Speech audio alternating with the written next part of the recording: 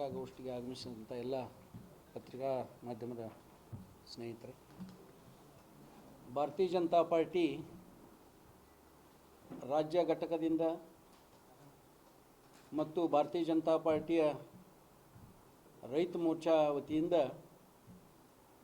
ಕಾಂಗ್ರೆಸ್ ಸರ್ಕಾರ ರೈತರ ಬಗ್ಗೆ ನಿರ್ಲಕ್ಷಿಸಿ ತೋರ್ತಿರ್ತಕ್ಕಂಥ ರೈತ ವಿರೋಧಿ ನೀತಿಯನ್ನು ಖಂಡಿಸಿ ಈ ಕಳೆದ ತಿಂಗಳು 27-28 2 ದಿವಸಗಳ ಕಾಲ 224 ವಿಧಾನಸಭಾ ಕ್ಷೇತ್ರಗಳಲ್ಲಿ ರೈತ ವಿರೋಧಿ ನೀತಿಯನ್ನು ಖಂಡಿಸಿ ಪ್ರತಿಭಟನೆಯನ್ನು ಮಾಡಿತು. ಮೊದಲನೇ ವಾರದಲ್ಲಿ, ಡಿಸೆಂಬರ್ ಮೊದಲನೇ ವಾರದಲ್ಲಿ ಎಲ್ಲ ಜಿಲ್ಲಾ ಕೇಂದ್ರದಲ್ಲಿ ಪ್ರತಿಭಟನೆ ಆಗಬೇಕು ಅನ್ನುವಂಥ ರಾಜ್ಯ ಸಮಿತಿಯ ಒಂದು ಆದೇಶದ ಮೇರೆಗೆ ಪ್ರತಿ ಜಿಲ್ಲೆದೊಳಗೂ ಕೂಡ ಮೊದಲನೇ ವಾರದಲ್ಲಿ ಕಾಂಗ್ರೆಸ್ ವಿರುದ್ಧ ರೈತ ವಿರೋಧಿ ನೀತಿಯನ್ನು ಖಂಡಿಸಿ ಬೃಹತ್ವಾದಂಥ ಪ್ರತಿಭಟನೆಯನ್ನು ಹಮ್ಮಿಕೊಳ್ಳಲಾಗಿದೆ. ಭಾರತೀಯ ಜನತಾ ಪಾರ್ಟಿ ಬಿಜಾಪುರ ಜಿಲ್ಲೆ ವತಿಯಿಂದ ಮತ್ತು ರೈತ ಮೋರ್ಚಾದ ವತಿಯಿಂದ ನಾಳೆ 4ನೇ ತಾರೀಕು, ಡಿಸೆಂಬರ್ 4ನೇ ತಾರೀಕಿನಿಂದ ಬೆಳಗ್ಗೆ 10:30 ಗಂಟೆಗೆ ಬೆಂಗಳೂರದ ಟೋಲ್ ನಾಕಾದಿಂದ ಎಲ್ಲ ರೈತರು ಅಲ್ಲಿ ಸಮಾವೇಶಗೊಂಡು ಟ್ರ್ಯಾಕ್ಟರು ಅವುಗಳ ಮೂಲಕ ಅಲ್ಲಿ ಇಬ್ರಾಹಿಂಪುರ ಗಣೇಶ್ ನಗರದ ಮುಖಾಂತರ, ಜಲನಗರ ಮುಖಾಂತರ, ಬಬಲೇಶ್ವರ ನಾಕಾ ಮುಖಾಂತರವಾಗಿ ಶಿವಾಜಿ ಸರ್ಕಲ್ಗೆ ಬಂದು, ಶಿವಾಜಿ ಸರ್ಕಲ್ದಿಂದ ಗಾಂಧಿ ವೃತ್ತ, ಬಸವೇಶ್ವರ ವೃತ್ತ ಮತ್ತು ಅಂಬೇಡ್ಕರ್ ವೃತ್ತಕ್ಕೆ ಅಲ್ಲಿ ಸಮಾವೇಶಗೊಂಡು ನಮ್ಮ ನಾಯಕರು ಅಲ್ಲಿ ಮಾತನಾಡ್ತಾರೆ. ವಿಶೇಷವಾಗಿ ಈ ಪ್ರತಿಭಟನೆಯನ್ನು ಹಮ್ಮಿಕೊಂಡಿರ್ತಕ್ಕಂಥದ್ದು ಈಗ ಯಾವ ರೀತಿ ಬಿಜಾಪುರ ಜಿಲ್ಲೆಗೆ, ಇಡೀ ಉತ್ತರ ಕರ್ನಾಟಕ ಭಾಗದಲ್ಲಿ ಮಳೆ ವಿಪರೀತವಾಗಿ ಬೆಳೆ ಹಾನಿ ಪರಿಶೀಲನೆ ಆಗಬೇಕು, ಬೆಳೆ ಹಾನಿ ಸರ್ವೆ ಆಗಬೇಕು ಅಂಥೇಳಿ ಸಾಕಷ್ಟು ಕೇಳಿದರೂ ಕೂಡ ಮಾಡಿರಲಿಲ್ಲ. ಯಾವಾಗ ಭಾರತೀಯ ಜನತಾ ಪಾರ್ಟಿ ಮುಖಂಡರು ಬೆಳೆ ಹಾನಿ ಸಮೀಕ್ಷೆಗೆ ಹೋದಾಗ ಆವಾಗ ಸರ್ಕಾರ ಮಾಡ್ತು. ಅದಕ್ಕೆ ಪರಿಹಾರ ಒದಗಿಸಬೇಕಂದಾಗೂ ಕೂಡ ಪರಿಹಾರ ಒದಗಿಸಿದೆ.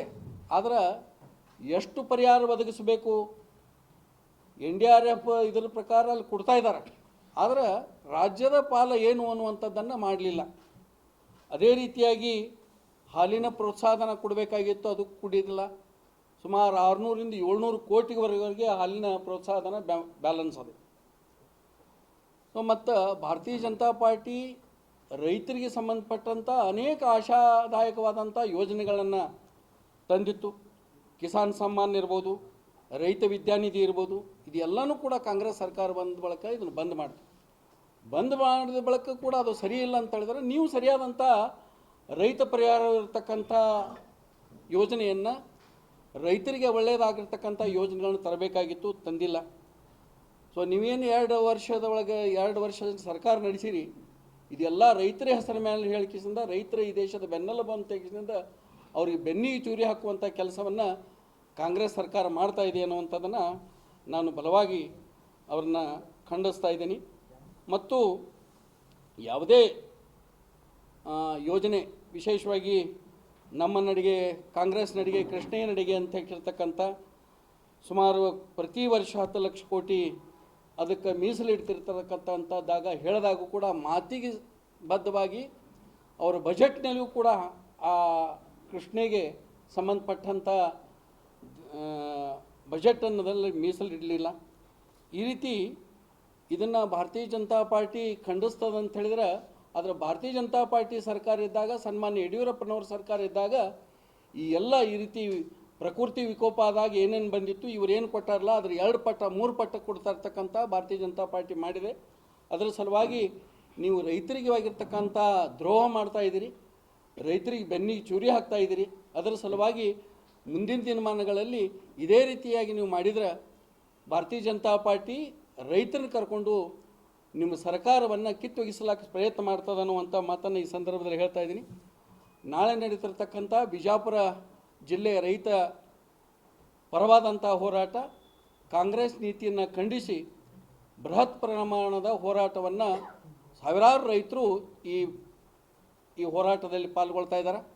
ಭಾರತೀಯ ಜನತಾ ಪಾರ್ಟಿ ಕೇವಲ ರೈತ ಮೋರ್ಚಾದಷ್ಟೇ ಅಲ್ಲ, ಅನೇಕ ರೈತರನ್ನ ಪ್ರಗತಿಪರವಾದಕ್ಕಂಥ ರೈತರ ಚಿಂತನೆ ಮಾಡ್ತಿರ್ತಕ್ಕಂಥ ರೈತ ಸಂಘಟನೆಗಳನ್ನು ಅವರಿಗೂ ಕೂಡ ವಿನಂತಿ, ನಮ್ಮ ಭಾರತೀಯ ಜನತಾ ಪಾರ್ಟಿಯ ರೈತ ಮೋರ್ಚಾ ಜಿಲ್ಲಾಧ್ಯಕ್ಷರು ಬಾಲರಾಜ್ ರೆಡ್ಡಿ ಅವರು ಸಂಪರ್ಕ ಮಾಡಿದ್ದಾರೆ. ಅವರು ಕೂಡ ಈ ಹೋರಾಟಕ್ಕೆ ಬೆಂಬಲ ಕೊಡ್ತೇವೆ ಅಂತ ಹೇಳಿದ್ದಾರೆ.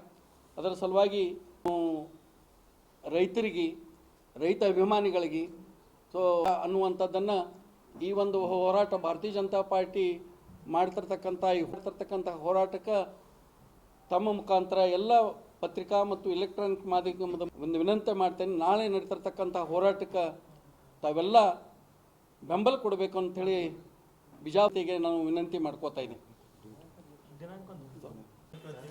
ಯಾಕಂದ್ರೆ ನಾಡದೊಂದು ರೈತ ಮೋರ್ಚಾದೊಂದು ಹೋರಾಟ ಇರೋದ್ರಿಂದ ಅನಿವಾರ್ಯವಾಗಿ ನಮಗೆ ಕರೆದ ಪ್ರಸಂಗ ಬಂತು.